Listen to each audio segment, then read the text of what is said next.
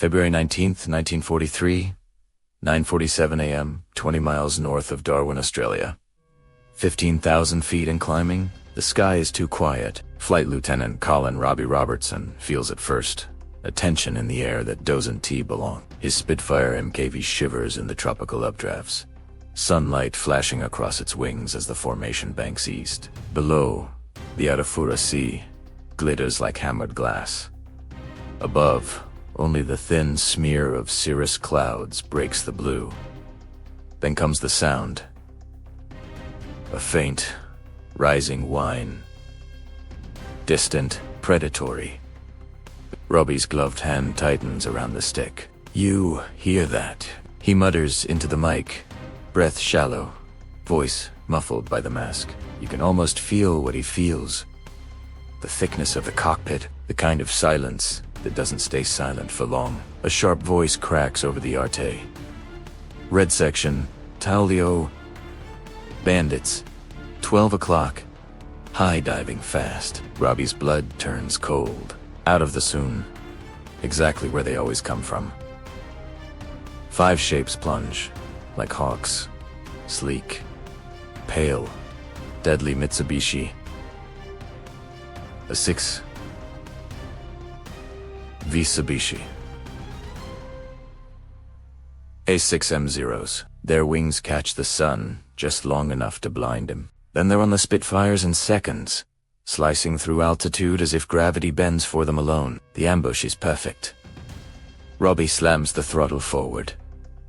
The Merlin screams. His Spitfire surges upward, but the Zeros are already in striking distance, their cannons flashing in tiny, vicious bursts. A round snaps past his canopy. Another tears through his left wing root. A hollow, metallic punch. He jerks right. The horizon's spinning as tracers carve the air behind him. The radio is chaos. "Break. Breg. I've got one on me. Blue 2 is hit. I'm smoking." It's Darwin all over again. The Japanese using speed, surprise, and angles to slice apart anything that climbs too slow or turns too wide. Robbie dives through a cloud bank. Moisture streaks across the canopy. The world goes gray, then explodes back into color as he bursts out the other side and sees one of them. A Zero. Alone. Climbing. Turning. Toward him. Not running. Not hiding. Challenging.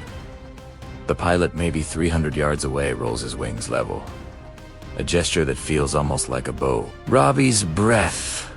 Catch it. In that moment, the fight becomes something else entirely. Not formation versus formation. Not a desperate scramble over Darwin. This is personal. The two machines close the distance, propellers spinning in a blur, neither pilot firing yet. "A duel is coming?" But Robbie notices something strange. The Zero isn't climbing as easily as before. Its nose wobbles. Its arc is too shallow. Almost hesitant. Is it a trap? Or is the pilot testing him? Robbie steadies his Spitfire. Finger on the trigger. Heart pounding. The world narrowing to one aircraft and the shrinking sky between them. And then, right before he commits, a crackle explodes through the radio. "Robbie, break off. Look to your low, 5 o'clock now." He snaps his head and sees it. Another Zero. Sliding in. Perfect firing angle. Perfect distance. They had baited him. But it's too late to pull away cleanly. Too late to climb. Too late to dive. The trap is sprung. And somewhere behind him, another voice panicked. Breathless, shouts, words that freeze the cockpit in an instant. "Robbie, you're bracketed." The warning hits him like physical impact. Bracketed. Caught between two Zeros. One in front, one sweeping up behind. No space. No time. No mercy. Robbie doesn't think. He reacts.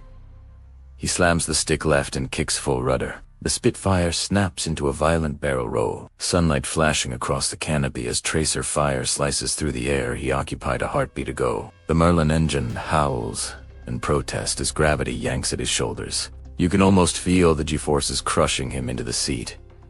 The vibration of the frame. The metallic taste of adrenaline flooding his mouth. A burst of cannon fire streaks past his right wing.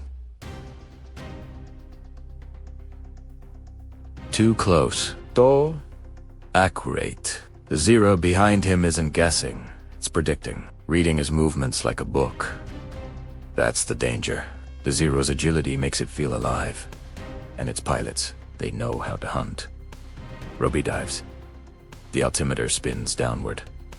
12,000 feet. 11,500. 11,000. Air tears across the canopy. The Spitfire trembles, pushing the edge of compressibility. But the Zero stays glued behind him, following the dive like it weighs nothing at all. That's when Robbie remembers the briefings. The warnings. The diagrams sketched hastily on mess hall walls. Never turn with a Zero. Never dogfight at slow speed. Exploit your dive and roll. Use gravity. It's the only thing they don't own. But gravity can only give him seconds, and he's losing them fast. The pursuing Zeo opens fire again. Cannon shells burst around him. Sharp, orange blossoms of flame. One explodes near the tail, showering his cockpit with fragments of paint and metal. Robbie's teeth clench. He banks hard right. For a fraction of a second, the Zero overshoots the firing angle. Just a hair, but enough. He pulls into a climbing spiral. Not a full turn. Just a tightening corkscrew aimed at the sun, squeezed with all the precision the Spitfire can muster. The Merlin roars. The G-force drags his vision into a tunnel. But this maneuver isn't meant to win. It's meant to bait, because the climb is where the Spitfire breathes better, and where the Zero begins to gasp. At 10,800 feet, the Zero falters only slightly, a wobble in its wing. A hesitation in its climb. Robbie sees Italiano, feels it, seizes it. He rolls inverted and dives again. But this time, not to flee. This time, he's choosing his hunter. The first Zero, the one that bowed to him, is still out there, circling wide, searching. The pilot must have realized Robbie hadn't taken the bait. Robbie levels out, just long enough to spot him a pale speck, cutting across the blue like a shard of bone. And suddenly the chaos narrows into clarity. 2 aircraft. 2 pilots. One inevitable collision of skill, instinct, and willpower. Robbie pulls the nose up, angling toward the lone Zero. But as he climbs, the radio crackles again. This time a new voice, distant and strained. Red section. Brace yourselves. Motor bogies, inbound from the northwest. Big formation. 30. Plus, the word hits like a cold wave washing over the cockpit, and as Robbie closes on the lone Zero, its pilot suddenly dips a wing. An unmistakable move. He has seen the reinforcements too. And he's not running. He is choosing to duel before the sky becomes a storm. Robbie's heartbeat thunders in his ears. The gap closes. The moment sharpens. 2 fighters. 2 nations. 2 men whose worlds have shrunk to a single descending arc. 10 seconds until firing range. 9. 8. Then, at the exact instant Robbie prepares to fire, the Zero rolls sharply, impossibly sharply, and disappears beneath him like a ghost. Not fleeing. Positioning. Because the Japanese pilot has realized the same truth Robbie has. Once the larger formation arrives, this will be a sky of death. It will be between survival and oblivion. Robbie banks after him, but the ocean of incoming engine noise on the horizon grows louder, deeper, heavier. The storm is coming, and he's flying straight into it. 10,000 feet, a widening sky, and a sound like distant thunder rolling over the Timor Sea. Robbie hears it even before he sees them. The incoming swarm. The Zero he's chasing seems to hear it too. The Japanese pilot tilts his head slightly, as if registering the growing hum behind the clouds. Then the first shapes appear. Dark specks, dozens of them, emerging from the northwest like a living machine. Bombers. Imperial Japanese Navy, G4M, Bettys. Their long green fuselages glinting under the sun, and wrapping around them, escorting, shielding, circling, are the Zeros. Not 5, not 10, nearly 30. A battle line moving as one. Slow, it feels smaller, hotter, louder. You can almost hear that rising roar. Hundreds of cylinders firing, spinning, grinding through air as the Japanese formation pushes south. This is the true attack. What he just survived was only the knife edge of the blade. Red section. Tighten up. Comes the call over the radio. We need altitude. Now. We intercept before they cross the coast. But Roby is already committed, locked into the motion of the lone Zero below him. Their duel hasn't ended. It's only paused, and the Japanese pilot seems determined to finish it before rejoining his squadron. He pulls into a climbing turn, trying to force Robbie into a dogfight where the Zero holds every advantage. Robbie refuses. Instead, he pulls the Spitfire into a climbing roll. The Merlin engine straining, the G-forces dragging at his limbs. The Zero tries to follow, but as the altitude increases, the differences between the two machines begin to show. Up here, at nearly 11,000 feet, the Zero struggles. Its climb rate flattens. Its engine loses bite. Robbie feels the shift, like stepping onto firmer ground. He pushes the throttle hard, the Merlin answering with a rising roar. The Spitfire muscles upward, arcing behind the Zero's climb. For the first time, Robbie has the advantage. He slides onto the Zero's high 6 o'clock, a perfect firing position, but the Japanese pilot reacts instantly. He rolls inverted and dives a narrow, slicing drop that Robbie almost overshoots. Almost. Robbie sticks to him, matching the dive angle as the altimeter falls. 9,500 feet. 9,000. 8,800. Wind screams against the canopy. The fuselage vibrates. His goggles rattle against the mask. The gap closes. 700 yards. 650. 600. He flicks the safety catch on his cannons. His thumb hovers over the firing button. Then, a flash. The Zero's wings shimmer as it yaws left, dragging a rising cloud of vapor behind it. The plane isn't pulling away. It's bleeding speed, a controlled stall, a trap. If Robbie commits now, he'll overshoot, and the Zero will rise behind him with guns hot. This guy's good, Robbie mutters. He pulls up, barely avoiding the overshooting loops overhead, trying to force the Zero into a vertical fight where the Spitfire holds the cards. But before he can complete the loop, the radio erupts. All stations, be advised, Bettys, are beginning descent. They're heading straight for the harbor. A pause. Then another voice, older, grim, unshaken. If they get through, Darwin burns. Robbie's gut twists. He looks up at the massive formation cutting through the clouds, then back at the lone Zero below, leveling out, waiting for him. The Japanese pilot dips his wings again. Another invitation. Another challenge. Robbie suddenly realizes what's happening. This Zero pilot knows the attack is already underway. He knows he's fallen behind, but he chooses to stay. To fight one enemy pilot, alone, while the rest press on. Honor, pride, duty, or just a determination to kill at least one Spitfire before his time runs out. Robbie doesn't know, but he feels the weight of the moment heavier than the G-forces pulling at his veins. He draws in a slow breath. There isn't time for both. Must choose finish the duel, or leave it behind, and dive toward the incoming bombers. A second passes. Then another. Roby's hand tightens around the throttle. His decision is made. But before he can act, the lone Zero suddenly jerks sharply to the right. Not evasive, not aggressive, but urgent. A signal. Something else is coming. Robbie scans the sky, and his blood runs cold. Two more Zeros, diving straight toward him. Fast, silent, deadly. The duel is over. The hunt has begun. They come in steep and fast, to Zeros angling down from Robbie's high 3:00 clock, sunlight flashing off their wings like blades. Not escort fighters, not stragglers.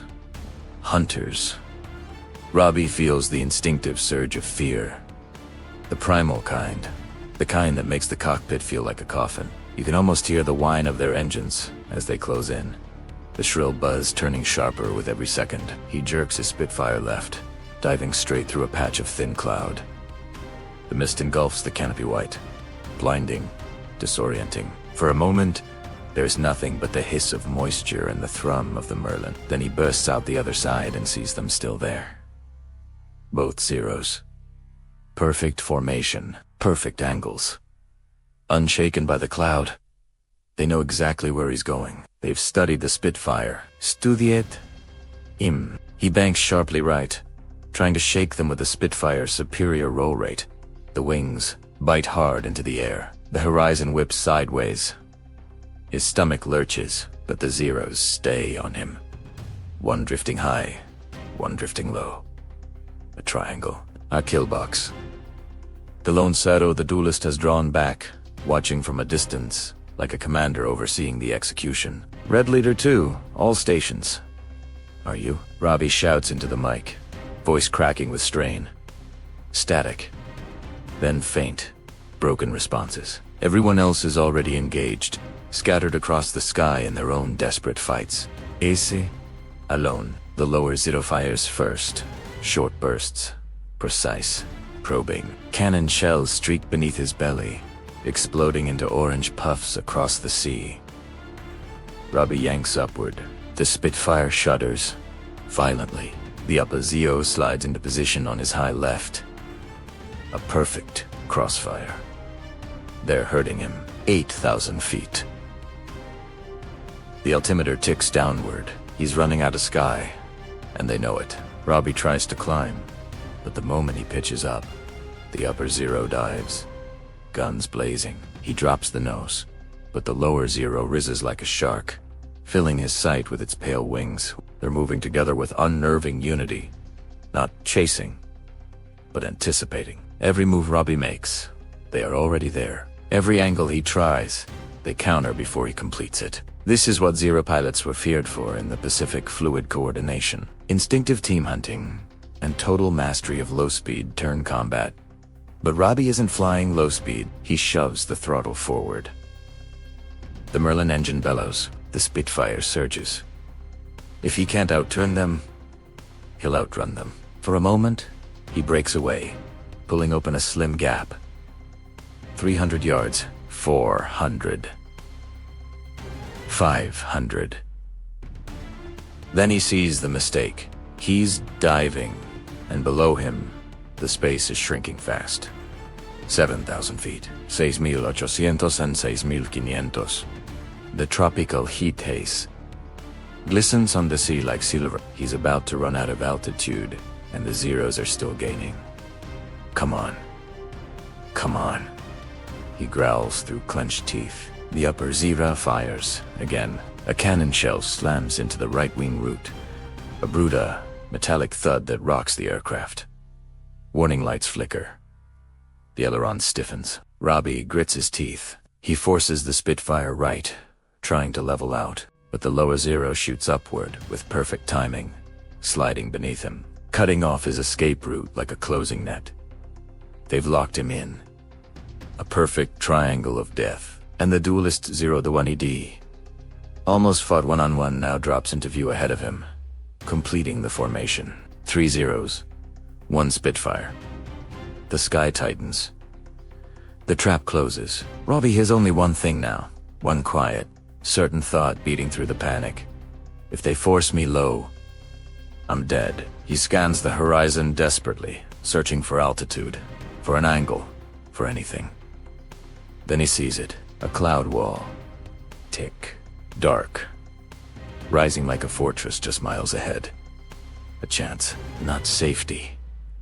but cover. He banks hard toward it. But the Zeros adjust instantly, accelerating, wings glinting as they tighten their formation.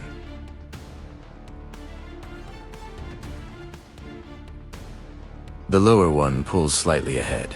Robbie sees the motion, says the plan. They're not just going to shoot him down. They're going to box him in and force the kill at point-blank range. The final strike. He slams the throttle forward.